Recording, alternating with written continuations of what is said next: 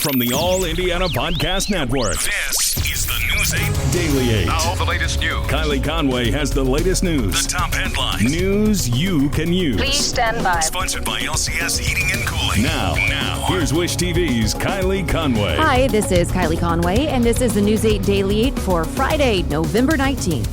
This morning, the FDA gave the green light for all vaccinated adults to be eligible for boosters. The CDC is now set to meet this afternoon to consider the same. If the CDC now approves the Pfizer booster for all adults, they could be available as soon as this weekend. Right now, boosters are approved for those 65 and older and people with medical conditions or high-risk work environments.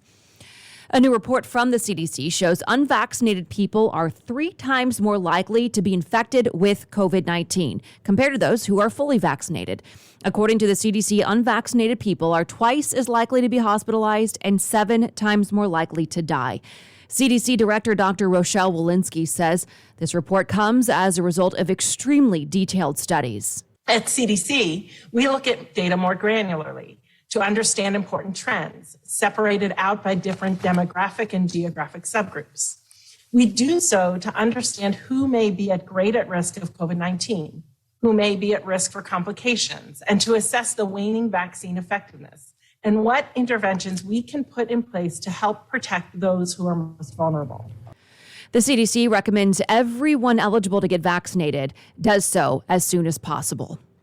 Congress pulls an all-nighter, which has now come to an end. House GOP leader Kevin McCarthy finished speaking early this morning around 5 o'clock. McCarthy stalled a vote on the Build Back Better Act by launching into an hours-long speech. He started talking around 8:30 last night. House procedures allow the majority and minority leaders to get a magic minute at the end of the floor debate. That means they get the chance to speak for as long as they want. During his marathon speech, McCarthy criticized the legislation, President Biden, and Democrats. Mr. Speaker, I think I owe an apology because I understand the Democrats have left and they want to recess when I'm done. I don't know if they can get to the airlines this time to change the flights to Puerto Rico later tomorrow for the fundraiser. I'm sorry for that, but this is just too important. The House reconvened at 8 o'clock this morning. House Democrats are planning to hold a vote. If the legislation passes the House, it'll move to the Senate, where it is likely to face hurdles from Democratic Senator Joe Manchin. IPS okays a new use for an old building. The school board voted to turn a former school into a temporary homeless shelter. The change will happen at the Old School 68, the Susan Roll Leach Elementary, at 21st and Emerson on the east side. The building will serve as a shelter when Wheeler Mission is full in cold weather months. City planners are sharing specifics of the relief coming to roads of Indianapolis. DPW says $25 million in repairs start next year in the second phase of the Circle City Forward program. The city promises repairs to 280 segments of neighborhood streets covering nearly 90 miles. The next phase also calls for improvements and expansion for the city's trail system announced earlier this year. A verdict in the death of Ahmaud Arbery will wait until next week. The judge has set closing arguments for Monday. The defense attorneys for the 3 men accused took much less time than they had indicated, calling 7 witnesses instead of 30. Prosecutors cross-examined Travis McMichael Thursday, pressing him on his claim that he fired in self-defense. Didn't threaten you in any way? No. Didn't verbally threaten you? Not like verbally. Yell at you? Not verbally, no. Didn't pull out a gun? He did not pull it out. You could have just continued to drive behind Mr. Arbery and not even speak to him or confront him at all. And you could have stayed in your truck until he ran by and then driven away to go ahead and follow him, right? I could have, yes. McMichael, his father Greg McMichael, and neighbor William Bryan all face murder charges. Their attorneys claim the men were trying to conduct a citizen's arrest because they thought Arbery was a burglary suspect.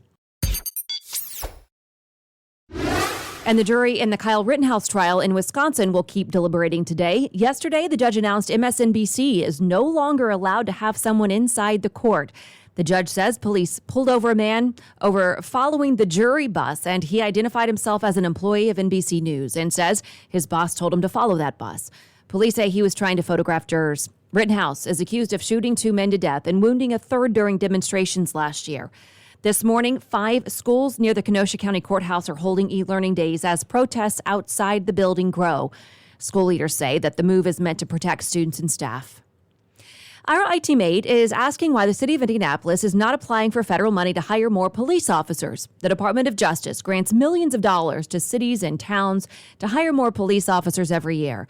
This year, 4 Indiana communities are getting financial help. Muncie will get funding to add 3 new officers. Cedar Lake, La Paz, and Crown Point will each get money to add 1. Mayor Joe Hogsett says Indianapolis will instead use American Rescue Plan money. The plan is to hire 100 new police officers over the next 3 years. Which, by the way, could have been used in a lot of different ways.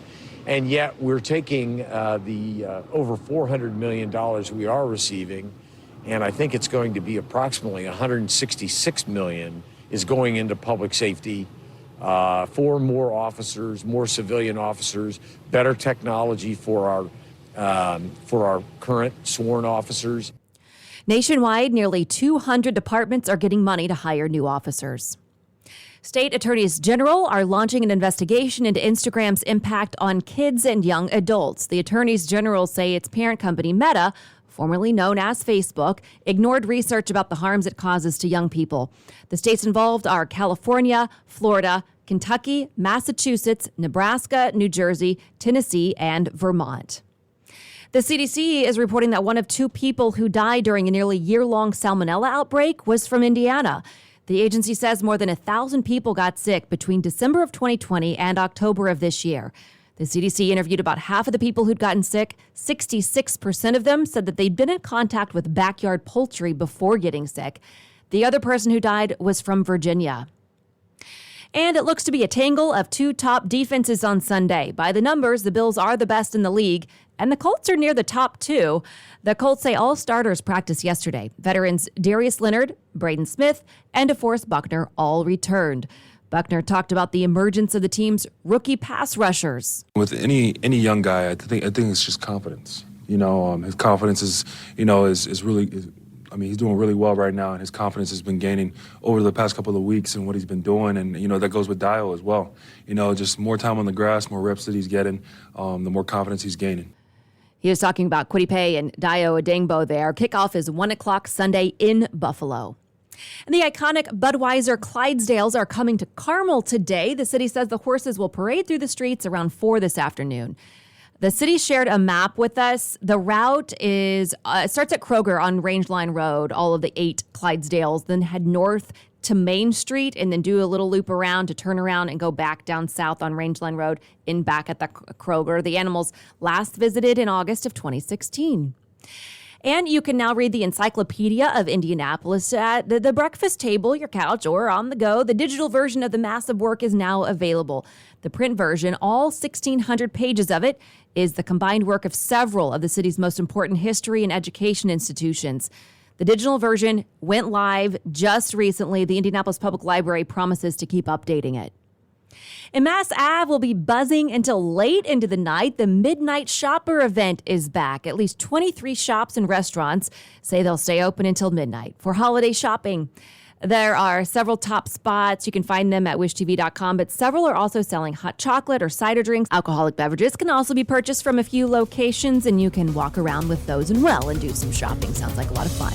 This has been your News 8 Daily 8 for Wish TV. I'm Kylie Conway, online at wishtv.com, and follow us on Facebook when you search Wish TV.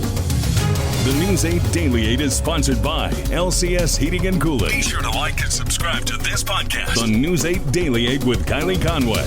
And be sure to discover even more great podcasts now at allindianapodcastnetwork.com.